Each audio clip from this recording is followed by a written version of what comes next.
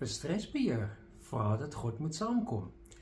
Moses het nogal 'n baie uitdagende en groot taak gehad wat vir hom voorgelê het, naamlik om God se volk in die onbekende maar beloofde land daarheen te begelei. Bewus van sy eie beperkings, asook die omvang van die taak wat voorlê, gesels Moses toe met God daaroor.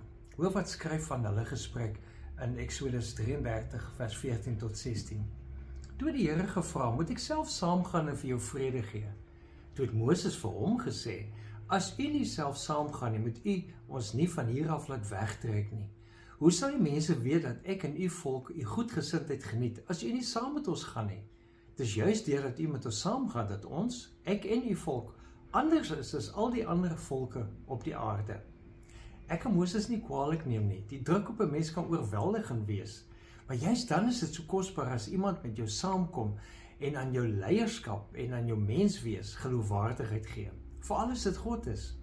Die beleef van God se teenwoordigheid, veral die teenwoordigheid ook in gebed, is deur navorsing bewys dat dit 'n baie kalmerende effek op ons het. Met ander woorde, vir ons help om stres te hanteer.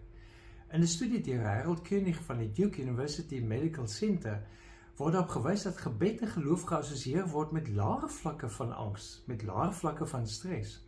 Dit het selfs 'n positiewe effek op fisieke gesondheid wat verbeter. God was nie net teenwoordig in Moses se tyd nie.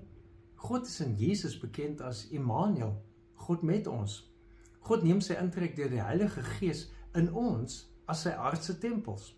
So die probleem is nie God of God se teenwoordigheid nie. Die uitdaging is dat ek en jy die tyd en ruimte moet skep om ons dag te begin om te onthou dat God by ons en in ons is. Ja, om te onthou dat God saamkom. So kom ons vra dat God hierdie teks sal gebruik as die woorde nie net aan Moses destyds nie, maar ook die woorde wat nou aan ons gegee word.